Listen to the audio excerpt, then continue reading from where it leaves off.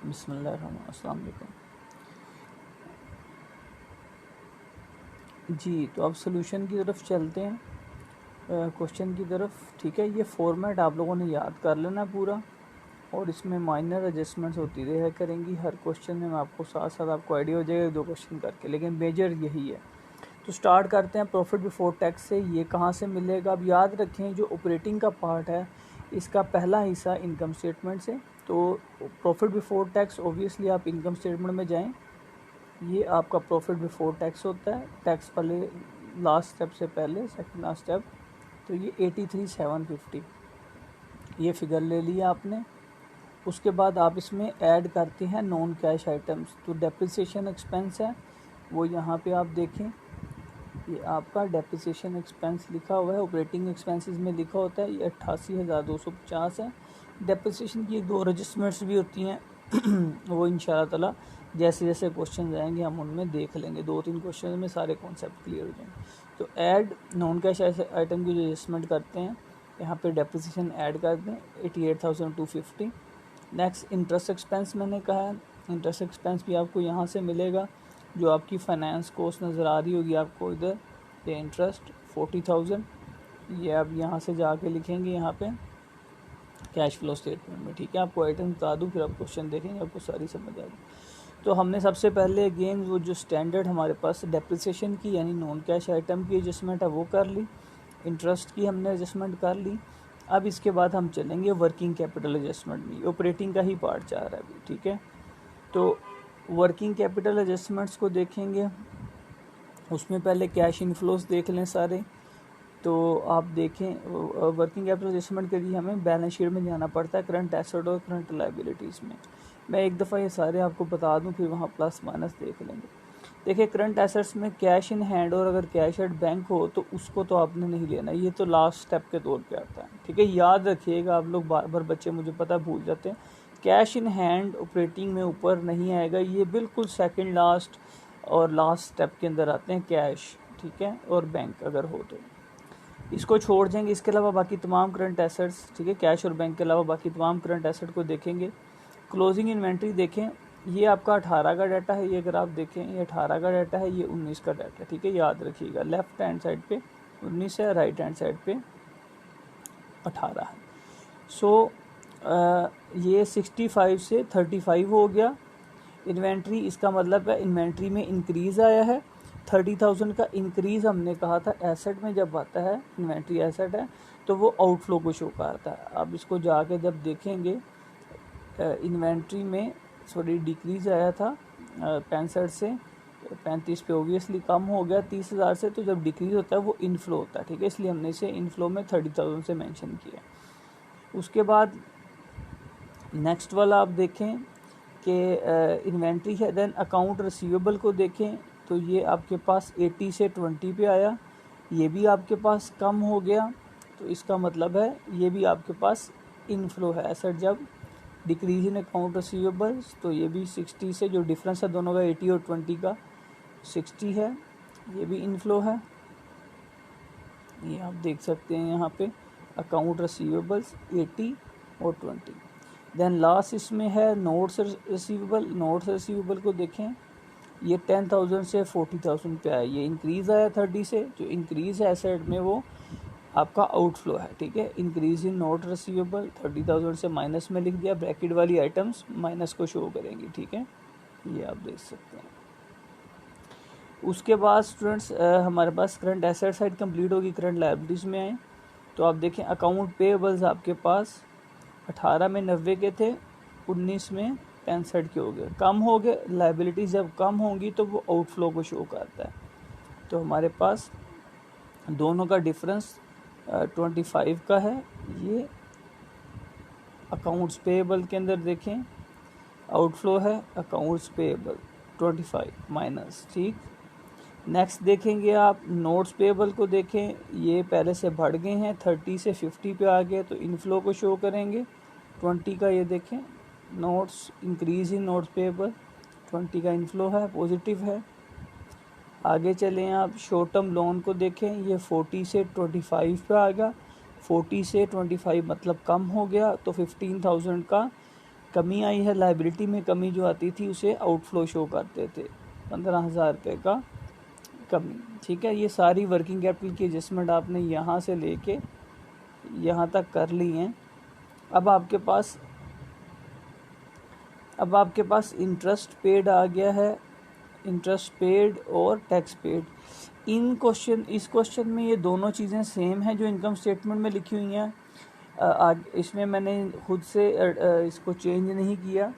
Next एक question में इंशाल्लाह ताला जो नेक्स्ट क्वेश्चन मैं आपको प्रैक्टिस के लिए दूंगा, उसमें मैं जो प्रैक्टिस नहीं जो खुद से करवाऊंगा, उसमें ये पेड वाला थोड़ा सा एडजस्टमेंट के रिलेटेड करवाऊंगा। ठीक है, ये तो सिंपल है। अगर आप जाके देखें इनकम स्टेटमेंट में तो यहाँ पे इंटरेस्ट एक्सपेंस वही 40 और टैक्स का वही 12,000, तो दोनों ये यहाँ पे इस जगह पे आगे जब आप वर्किंग कैपिटल की एडजस्टमेंट कर लेते हैं सारी, तो फिर आप एंड पे इंटरेस्ट पेड और टैक्स पेड माइनस कर देते हैं। ठीक है, ये नॉर्मल इनकम स्टेटमेंट में जो आइटम होती है उससे डिफरेंट होता है, सेम भी हो सकता है, लेकिन मैंने बताया उसमें थोड़ी सी एडजस्टमेंट करनी पड़ रही होती है, और वो फिर मैं आपको बताऊंगा कैसे निकालते हैं। ठीक है, अभी आपको एक सिंपल फॉर्मेट से गो थ्रू करवाएंगे।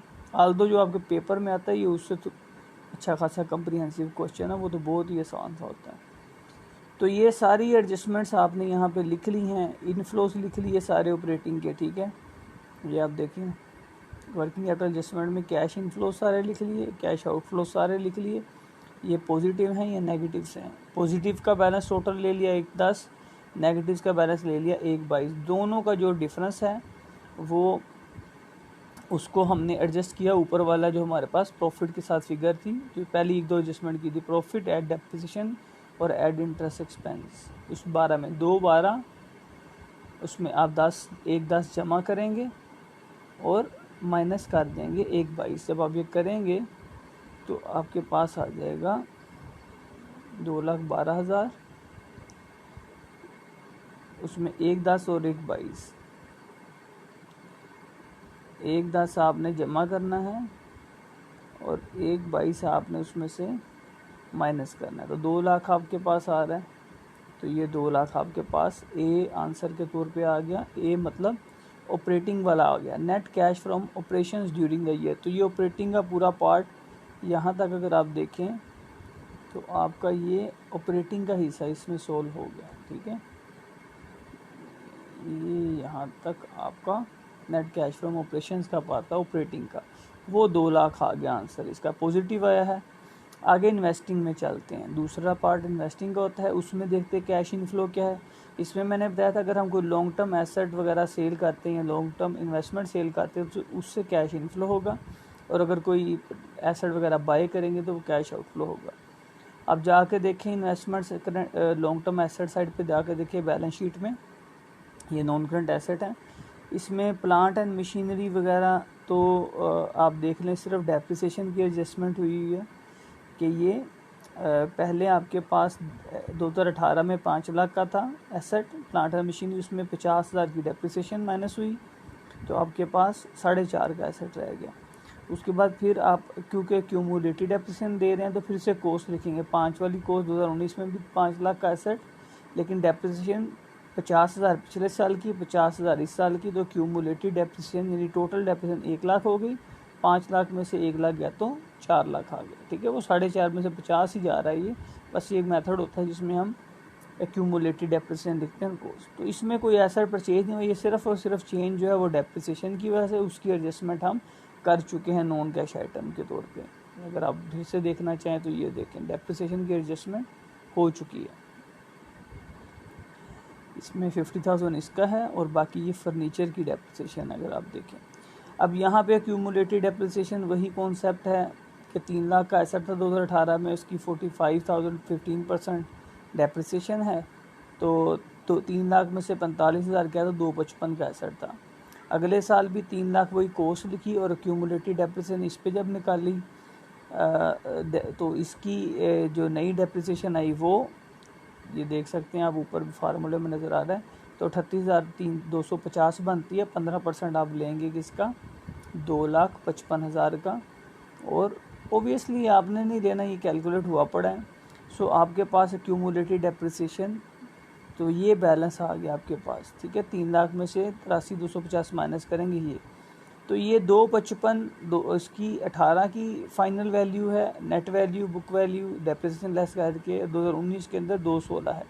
इसमें कहीं पे सेल परचेज का कोई कॉन्सेप्ट नहीं नज़र आ रहा, सिर्फ डेप्रिसिएशन का इफेक्ट है, इसलिए डेप्रिसिएशन का इफेक्ट हो चुका है। अगले क्वेश्चंस के अंदर इंशाल्लाह मैं सेल और परचेज के लॉन्ग टर्म एसेट के कॉन्सेप्ट डालूंगा। यहाँ पे एक सिंपल सा मैंने लॉन्ग टर्म इन्वेस्टमेंट वाला डाला है जिसमें, और लैंड एंड बिल्डिंग का भी डाला था जिसमें डेप्रिसिएशन का कॉन्सेप्ट नहीं था। नॉर्मली लैंड के ऊपर डेप्रिसिएशन नहीं होती, इसलिए मैंने यहाँ कॉन्सेप्ट यूज़ नहीं किया। बिल्डिंग पे होती है, लैंड पे नहीं होती। तो 6 लाख का आपके पास लैंड था, वो 8 लाख का बढ़ गया, 6 लाख से बढ़ के 8 लाख हो गया। इसका मतलब आपने मज़ीद 2 लाख का ख़रीदा होगा, तो कैश आउटफ्लो को शो करेगा, ख़रीदने के लिए कैश किया होगा। तो ये परचेज़ ऑफ न्यू लैंड देखें, आउटफ्लो में हमने लिखा हुआ, देखें आप, परचेज़ ऑफ न्यू लैंड, आपने इसको 2 लाख में आउटफ्लो शो किया है। ऊपर लॉन्ग टर्म इन्वेस्टमेंट का पॉइंट है, ये तो हो गया इन्वेस्टिंग में आउटफ्लो। अब आपको इनफ्लो भी दिखा देते हैं। तो लॉन्ग टर्म इन्वेस्टमेंट वाला जो पार्ट सिर्फ रह गया, आप देखें 2 लाख की इन्वेस्टमेंट थी 18 में, 160 रहेगी, 2 लाख से कम होकर 160 पे, यानी 40,000 का हमने सेल कर दी होगी इन्वेस्टमेंट। तो आप जाके देखें इन्वेस्टिंग के अंदर ऐड कैश इनफ्लो में add sale of long term investment, कितने से, 40,000 से, ठीक है। तो उन दोनों का जो फ़र्क है, 2 लाख में से 160 माइनस किया तो 40,000 का फ़र्क आया, वो हमने सेल किया, तो वो पॉजिटिव इनफ्लो है। इन दोनों को एडजस्ट करेंगे, ये पॉजिटिव 40 है, ये नेगेटिव 2 लाख है, 200,000 है, दोनों का डिफरेंस नेगेटिव 160,000 आता। तो ये बी का आंसर आ गया, net cash flow from investing activities during the year, ठीक है। ये ऑपरेटिंग हो गया, ये इन्वेस्टिंग हो गया, इसमें ज़्यादा आइटम्स नहीं होती, अक्सर इन्वेस्टिंग में सिंपल ही होता है, ज़्यादा सिर्फ आपको डेप्रिसिएशन का कॉन्सेप्ट और सेल करने के लिए टी अकाउंट बना के अक्सर बैलेंस निकालना पड़ता है। ये तो मैंने आपको सिंपल करवा दिया। आगे फाइनेंसिंग का थर्ड पार्ट हमारा लास्ट रह गया। फाइनेंसिंग के अंदर आप लोग जाके देखेंगे, फाइनेंसिंग के लिए कहाँ पे देखेंगे, मैंने बताया था लॉन्ग टर्म डेट्स देखा करते हैं और शेयर कैपिटल देखते हैं। तो लायबिलिटी साइड को देखना है आपने बैलेंस शीट की। सबसे पहले आप अपने कैपिटल को देख लें, वो 540 का था और 660 का होगा। इसका मतलब है नए शेयर्स इशू हुए तो इंक्रीज़ हुआ होगा। तो जो डिफरेंस बनता है इन दोनों का, तो देखेंगे जो दोनों का डिफरेंस बनता है वो क्या है, आप चेक कर सकते हैं। न्यू इशू ऑफ शेयर 1,20,000 का फ़र्क है, ठीक है। आप माइनस करके देख लीजिएगा, वो 120 ही आता है, ठीक है। ये देखें 1,20,000, ठीक है, 540 में 1,20 करेंगे 660 हो जाएगा। तो ये इनफ्लो है पॉजिटिव, आपने लिख दिया। उसके बाद नेक्स्ट इशू ऑफ बॉन्ड देख लें, इसी में आप पूरी साइड को देखें, आपको खुद ही समझ आ जाएगी। अच्छा, ये रीट एंड अर्निंग्स का जो पार्ट है, इसके बारे में एक इम्पोर्टेंट बात सुन लें। रीट एंड अर्निंग्स, इसको नहीं आपने एडजस्ट करना यहाँ पे फाइनेंसिंग के अंदर, और बल्कि अगर आपको कभी प्रॉफिट ना दिया हो, कभी आपको नेट प्रॉफिट अगर नहीं दिया होगा, तो आप फॉर एग्जांपल इनकम स्टेटमेंट अगर नहीं दी और नेट प्रॉफिट की फ़िगर भी नहीं दी, या ऑपरेटिंग प्रॉफिट बिफोर टैक्स की फ़िगर भी नहीं दी, और कैश फ्लो स्टेटमेंट का क्वेश्चन करना है, तो आपने रीट एंड अर्निंग्स का डिफरेंस ले लेना है, ठीक है। मैं आपको ये करके भी दिखा देता हूँ। आपने रीट एंड अर्निंग का डिफरेंस लेना है, it should equal to your net profit. अगर आप 1,61 में से, ठीक है, ये 90 माइनस करें, इसका जो डिफरेंस है 71,750, आप अगर अपनी इनकम स्टेटमेंट में जाके देखें तो उसका प्रॉफिट है 71,750, ठीक है। ये आपका नेट प्रॉफिट शो कर रहा है। तो लिहाजा अगर आपको कभी इनकम स्टेटमेंट ना दी हो तो रीट एंड अर्निंग्स जो हैं उसको यूज़ कर लेना डिफरेंस लेके आप, लेकिन हर दफ़ा इसको नहीं यूज़ करना अगर ना दिया हो तब, ठीक है। कुछ ट्रिकी बातें मैं नहीं बता रहा। तो रीट एंड अर्निंग्स का आप डिफरेंस लेंगे तो आपके पास नेट प्रॉफिट आ जाता है, ठीक है। तो यहाँ पे आपने इसको कुछ भी नहीं करना। अगर आपको प्रॉफिट दिया हुआ तो इसको छोड़ के चले जाएं। आगे चलेंगे, लॉन्ग टर्म लोन्स को देखेंगे आप फाइनेंसिंग में।